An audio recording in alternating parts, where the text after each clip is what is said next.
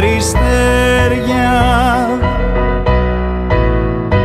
Να αγαπάς τα βουνά και τα πέλαγα, τους γνωστούς και τους άγνωρους τόπους, τα πουλιά, τα λουλούδια, τα σύννεφα και πολύ να αγαπάς τους ανθρώπους.